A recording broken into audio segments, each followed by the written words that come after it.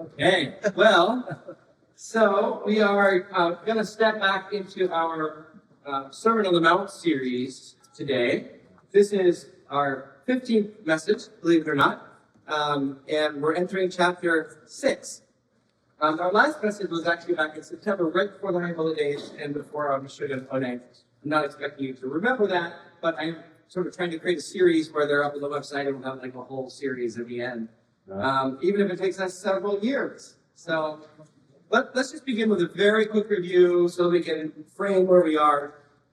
Chapter 5 in the Sermon on the Mount is really built around 3 movements. Each one overturns world systems of power and pride, greed, and overturns them with radical values of Torah. Amy Jill Levine calls this the beginner's guide to the kingdom of heaven. That's the Sermon on the Mount. First movement, the kingdom belongs to the poor and the meek and the mourners and merciful. The world has forgotten them, but God's kingdom they will receive honor. Second, Yeshua convinces us, you are the salt of the land and the light of the world. And then he proceeds to dismantle various abuses of Torah, calling for what we've been calling righteousness from the inside out, Torah from the inside out, ending with love even your enemies. And that's where we end up in chapter 6. Yeshua has drawn us into what real life with God, but really living out the Torah in its heart, living out the commandments means. And then we move to chapter 6, and Yeshua turns to the kavanah behind righteous actions. So the desires of our heart and how we orient our heart behind the acts of devotion that we do to one another and to God. Matthew 6:1 sets the topic. Beware of practicing your righteousness before others to be seen by them. Otherwise, you have no reward from your Father in heaven. Now, we spent the entire message on that one verse last time. Just in my review, we saw that the righteousness that Yeshua is talking about is not an abstract spiritual state of righteousness. It's an action grounded in the classic rabbinic triad, Torah, Avodah, and Gimilut Chasadim. Torah, living God's way, Avodah, worship, and Gimilut Chasadim is acts of loving kindness and compassion to one another. So the heart of these acts is the kavanah, and the direction of our inner heart and our inner motivation behind doing these acts. And Yeshua's warning is simple. Don't seek applause, status, or advantage through these acts. Instead, seek God, who sees in secret. Who is your audience? Whose reward are you seeking? When our kavanah is directed toward God, our service to one another actually becomes service to Him, and our worship becomes true worship. And that's what we covered last time in a nutshell. Now, Yeshua gives 3 examples, 3 practical examples. Tzedakah, prayer, and fasting. And these are still central core pillars in Jewish life today, just like they were in the first century. So it's very practical to us as well. Today what I want to do is take a deep dive into his first example, tzedakah. So we're in Matthew 6, verses 2 through 4. So whenever you do tzedakah, do not sound a shofar before you as the hypocrites do in the synagogues and on the streets, so that they will be glorified by men. Amen, I tell you, they have received their reward in full. But when you do tzedakah, do not let your left hand know what your right hand is doing, so that your tzedakah may be seen in secret, and your Father who sees in secret shall reward you. Tzedakah means righteousness, but in Jewish life it usually refers to charity or acts of mercy. In the Stern translation, it uses tzedakah for both verses, but in the Greek, it makes it clear that Yeshua is actually talking about giving alms in this passage. So Yeshua gives a perfect example of the wrong way to give tzedakah, giving in order to be seen. And then he calls this hypocrisy. Now notice his assumption, whenever you do tzedakah. So Yeshua is building on his earlier teaching in chapter 5:42, give to the one who asks of you, and do not turn away from the one who wants to borrow from you. We devoted an entire message to that passage as well. And in that context, Yeshua is calling his disciples to radical generosity, and it's framed around Roman occupation. Generosity wasn't only kindness, it was an act of resistance, protecting dignity. It was reclaiming freedom in the face of injustice. Turn the other cheek, walk the extra mile, give freely. Now, he highlights something deeper. Tzedakah is covenantal. So once in the land of Israel, Deuteronomy 15 commands us, you must surely open your hand to the poor and the needy, the poor brother. So Israel is freed from Egypt, therefore Israel must freely give. Generosity is a response to freedom. Now, this is sharply contrasted with the Greco-Roman world, where charitable giving was a way to gain honor and public status. Charity was a civic honor. People gave in order to be seen, and that was the status quo. That's what we did, or they did. But for Israel, tzedakah was never about honor. It was about, or honor by other people. It was about covenantal faithfulness, and faithfulness with God, and faithfulness with God's people. Proverbs teaches, whoever is gracious to the needy honors the Lord. And another proverb says, whoever is kind to the poor lends to the Lord. Yet in an honor and shame culture, self-promotion easily disguises itself as piety. Tzedakah became a stage to appear righteous and to display wealth. So what was meant to lift up the poor became a way to elevate oneself instead, flipped upside down. The Baal Shem Tov once told a story that captures this so well. He said, in hell, people sit at a banquet of food. Each has a 6-foot-long fork, too long to reach their own mouth, so they starve. In heaven, people sit around the same banquet, but here each person feeds the one across from them, and they're filled. Generosity is what turns the table of hunger into a table of blessing. It's what makes the kingdom of heaven visible on earth. Now, Yeshua says, I think he said this sort of with a smile, a little sarcasm, don't blow a shofar like the hypocrites, so that they may be glorified by men. Hypocrite means actor, someone performing righteousness rather than living it.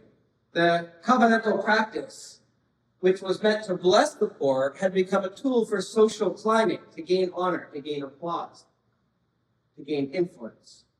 And the cost was high. The needy were further shamed. The wealthy were praised as especially holy. It did the opposite. And Yeshua, in this passage, is calling Israel back home, tzedakah as covenantal faithfulness, worship of God and love of one's neighbor. Now Yeshua continues, when you do tzedakah, don't let your left hand know what your right hand is doing, so that your tzedakah may be in secret, and your Father who sees in secret shall reward you. He's using hyperbole. No one blew shofars before they gave, at least as far as we know in history. And hands don't act, independently from one another. I think what he's saying is there's a wise way and a foolish way to give. And in the ancient world, the right hand symbolized goodness and strength, and the left hand symbolized weakness or temptation. Actually, this was all the way up until the 1800s. They would tie people's left hand down so they learned to write with their right hand if they were, left-handed, because the left hand was of the devil. So again, this is carried, we know this isn't true, but this is a part of the world that they were in.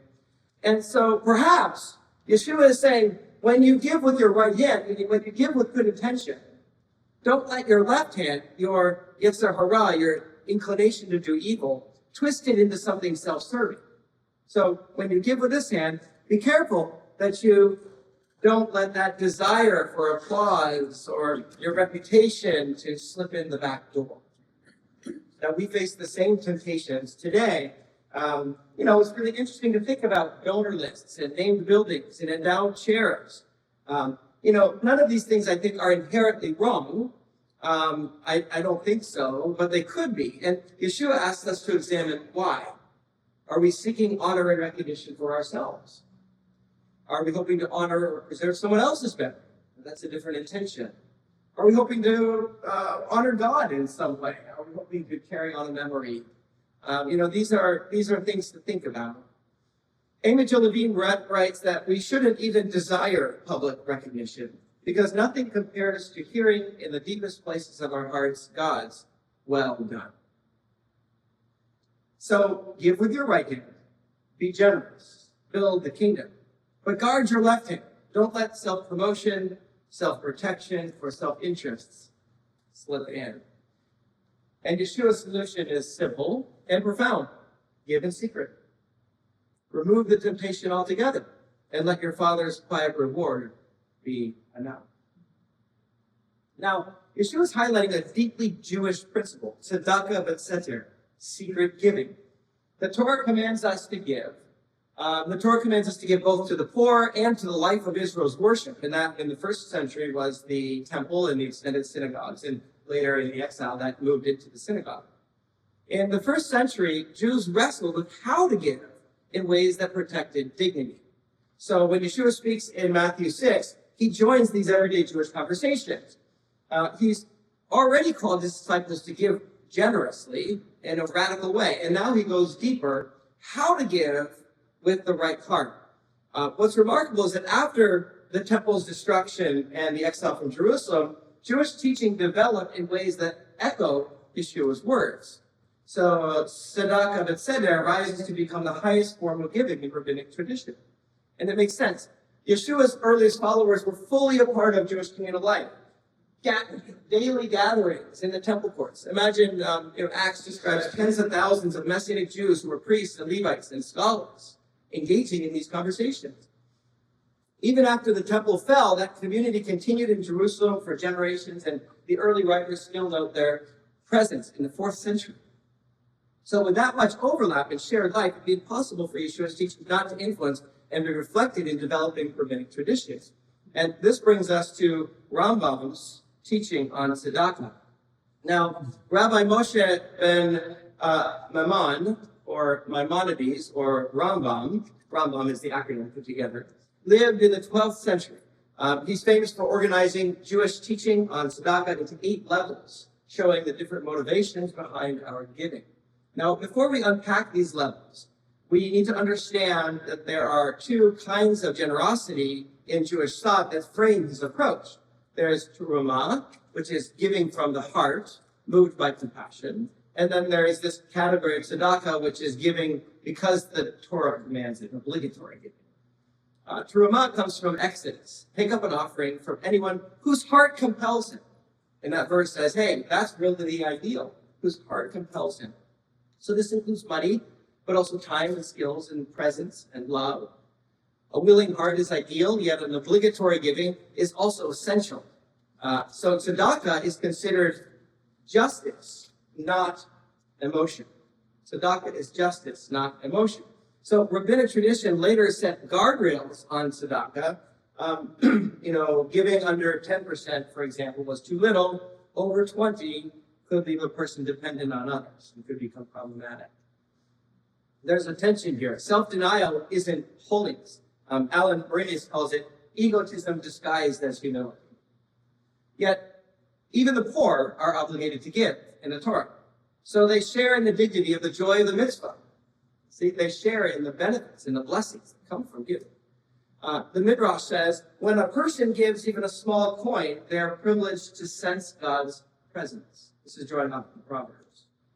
Generosity shapes the heart. Rabbi Dessler asks, do we give to those we love or love those to whom we give? His answer is giving actually creates love. Rabbi Nachman taught that repeated acts of generosity soften a heart of stone.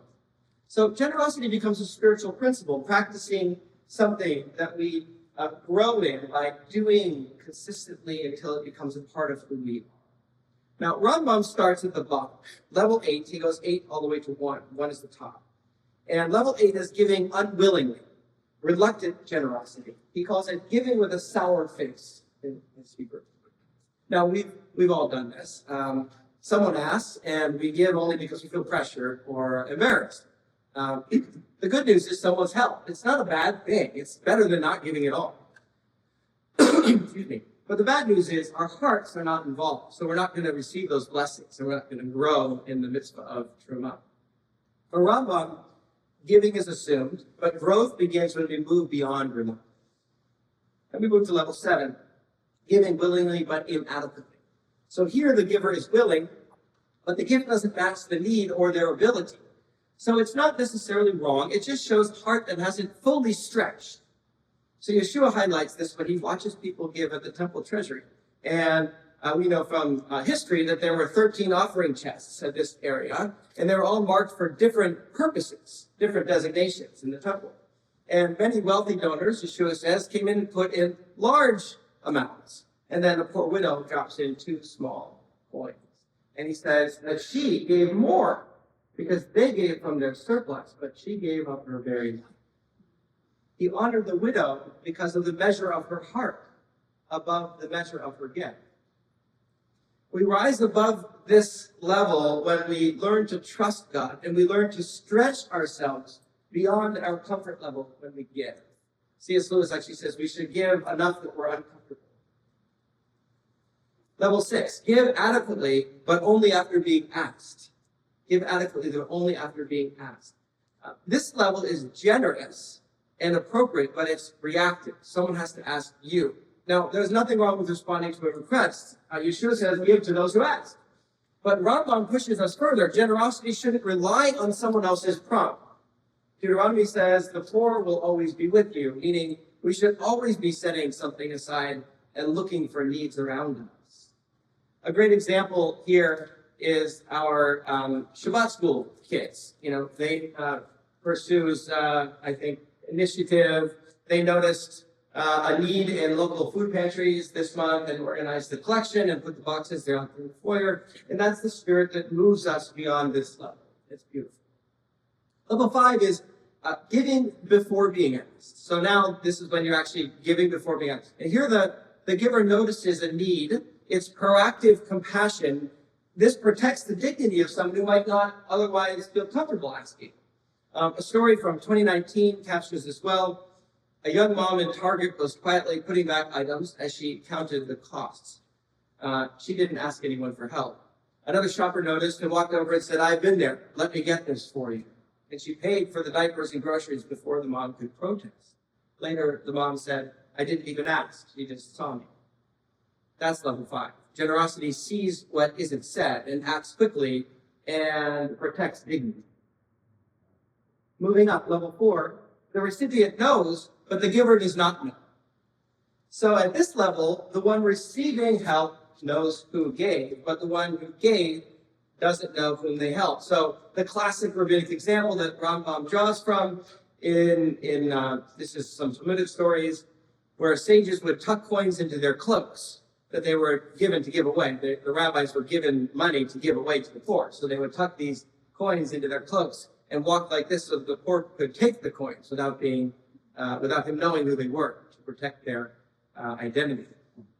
Now, Rabbi Abba even tossed coins behind him so he wouldn't know who picked them up.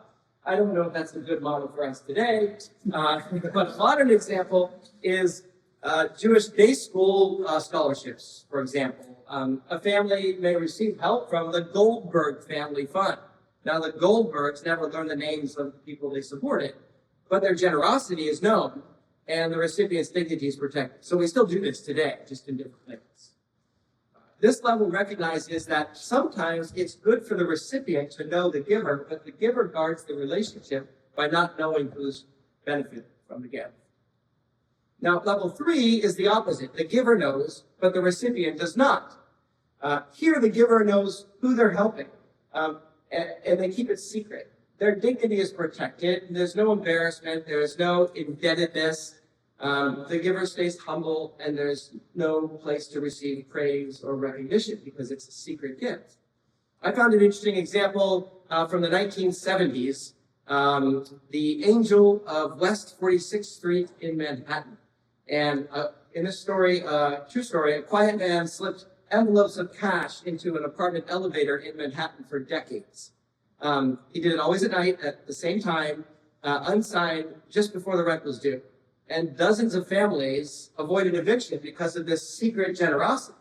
And then when his identity was revealed years later, a neighbor said, he never wanted us to feel ashamed. Is that beautiful? Practicing this level of generosity, I think, can be joyful and creative and fun. meeting needs anonymously, creating little miracles, letting God get the credit, and you just have to resist the urge to hint or brag about it afterwards to your friends. Otherwise, you'll get that reward and not the other reward, perhaps.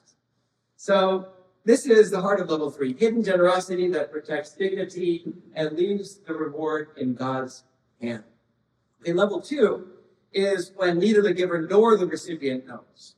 And this is complete tzedakah, etc. In Judaism, is considered like one of the purest forms of giving because it protects the dignity of both. And that's the highest value. Even Yeshua goes there, the highest value of dignity.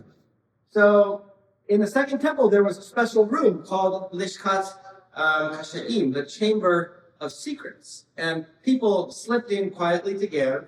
And those from higher status families who maybe still were struggling and were embarrassed to receive help could enter privately and take what they needed. So no giver was honored and no recipient was shamed. This is the heart of Matthew 6. This later became the tradition of the tzedakah box in Judaism. Jewish families put money in before Shabbat, and then the synagogue would distribute the funds anonymously to those in need. At Ruach Israel, our benevolence fund works in the same spirit. It's a modern chamber of secrets. Gifts are given quietly through the budget or designated giving, and when needs arise, we protect the recipient's identity as much as possible. So typically, the only people that know about benevolence gifts would be myself, which is purely for pastoral reasons, just to be able to help, and then the finance director who needs to make the transaction and keep it to that group in order to protect the identity of people. Now, of course, not all giving should be anonymous. Sometimes love requires showing up in person, bringing a meal to someone in the hospital, giving in a way that communicates relationship, love, and care. Sometimes an open gift will bring more dignity, and that makes it higher level, I think, in the level of priorities in the moment. Other times, public giving has a purpose too. Like when we as a congregation support various Israel relief funds. We want them to know that the Messianic Jewish community stands with them. And so that's part of the mission of the gift. And it's both, and that's good. The point isn't that there's only one right way to give. I think that's not what Maimonides is doing. It's that our kavanah matters, that our inner direction of our heart matters. Be willing, be intentional, elevate dignity, offer each gift as worship to God, not even only about the other person.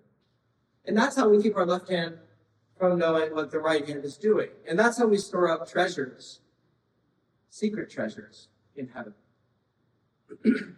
Now, the first level, the highest level for Rambam, goes one step further. And level 1 is helping someone to become self-sufficient. Rambam's highest level. So instead of offering temporarily, if we can, we want to help someone to build a sustainable life. So if you're in a position to do so, you hire them. That's like the highest level of charity. It's not always appropriate words. What about training or resources or finding opportunities to help someone to get a job, to be able to stand on their own? Amy Jo Levine points out the familiar saying, give a man a fish and he eats for a day, teach a man to fish and he eats for a lifetime. Perhaps it comes from Rambam. We don't. We're all offered jobs. The greatest generosity is empowering someone to thrive. Empowering someone to thrive. And this is exactly what Yeshua does with us. He doesn't just help in a moment of need. He transforms us. You see, follow me and I will make you fishers of men. He turns receivers into givers. He turns disciples into leaders. He turns the helped into helpers. And that's where he should be moving us in life. At its core, the highest level of tzedakah reflects Yeshua's teaching on the Sermon on the Mount. True generosity restores dignity, it restores agency, and it leads to freedom. There's a tractate in the Mishnah called the Tosefta. The Mishnah is one segment of Talmud, and it teaches that tzedakah and loving kindness stand at the heart of all commandments, and that turning our eyes away from someone in need is compared to idolatry. Tzedakah, it says, is measured not only by what we give, but by the intention behind it. So if a person intends to give but cannot, the intention is still rewarded. If someone encourages others to give and they then share in that merit, even comforting someone with kind words counts as tzedakah. What follows in this passage is remarkable. It's a parable about a king who ruled King Munbaz. It says, there was once a king named Munbaz who ruled during a terrible famine. As people starved, Munbaz opened the royal treasuries and gave away his wealth to feed the hungry. He opened the vaults and gave everything away. His family was horrified. Your ancestors spent their lives storing up wealth, and you've given it all away. The king replied, my ancestors stored treasures on earth. I am storing treasures in heaven. Their treasure could be stolen. Mine is in God's hand. Their treasure sat idle. Mine bore fruit in righteousness. They stored money. I am storing souls. They stored for others to inherit. I am storing what I will inherit in the world to come. Isn't it amazing? 150 years earlier, Yeshua told us, do not store up treasures on earth where they will be stolen, but store up treasures in heaven. And then our verse, your Father who sees in secret will reward you. How could Yeshua's teaching on treasure in the kingdom of heaven not have been the source for this later Jewish text? He's quoting Yeshua. A midrash adds, when a person gives even a small coin, they are privileged to sense God's presence. That's the reward. The Greek word for reward, mistros, means wages. It's the return for labor. Yeshua is pointing us to the same reward that's promised to the righteous in the Torah. In Jewish eschatology, our reward isn't an escape to go somewhere else. It's the life of the world renewed when heaven and earth are united and God's kingdom fills all of creation. It's the reward that comes from participating in God's redemption for Israel and the nations. And when we give, we're participating in his redemptive plan for the world. Sometimes that includes material blessings, sometimes not, but the reward is always treasure that's kept safe with God. If what we're chasing in our heart of hearts is human approval, we may gain honor, we may gain recognition and even abundance, but we risk missing the deeper wages that God holds for us in his kingdom. Now, I don't speak about tithing very often, partly because I'm employed by the synagogue and, but supporting the life of the synagogue has always been a sacred part of Jewish life. It's covenant fidelity. It's how we care for one another and make sure that no one stands alone. Here at Ruach Israel, giving isn't just about funding programs. It's part of our covenant together. It's a covenanted life. It's about creating a space where we worship and learn and raise our kids and pray for one another and grow into maturity in Yeshua as a family. And speaking personally, regular and quiet giving becomes a form of worship. And that's why, at Ruach, we have a tithing structure rather than a due structure like some other synagogues have. Because of these reasons, it builds maturity. It requires trust. It shapes our priorities in life. And Yeshua says, where your treasure is, there your heart will be also. When we give for God's sake alone, not for recognition, our hearts slowly move toward him. And it's in that same giving in secret spirit that I just want to say, Rabbi Rich and I, we intentionally do not know who gives what in the congregation. We don't want our relationships shaped by numbers. We want to be free to serve and to teach and support and to lead our community with clear hearts, without even a hint of bias in any way. It's one way that we practice not letting the left hand know what the right hand is doing. So our annual budget meeting is approaching, and every year at this time I'm just reminded about how generous our community, Ruach Israel, really is. Not only financially, but in the ways that you show kindness and humility and faith. It's always been that way. For the past 18 years I've been here. And I'm struck by the maturity and the care and the goodness that's expressed in those meetings. I mean, it's just phenomenal. You could package it and say, hey, this is what a meeting should look like across the country. It's really wonderful. Because I think that Ruach Israel has been shaped by Yeshua's vision of generosity, honoring, intentional, rooted in love, full of trust in God, mature, navigating all the different tensions of faith and responsibility and goodness. So, as we come to the close of the fiscal year, let us return to our theme, Himeni, here I am. Here is my heart. Here is my life. Here is my generosity, seen only by you. And may our giving become worship. And may our Father who sees and secret fill us of the house of Israel, and may your descendants and the descendants of your people Israel be those who know your name and study your Torah for Messiah.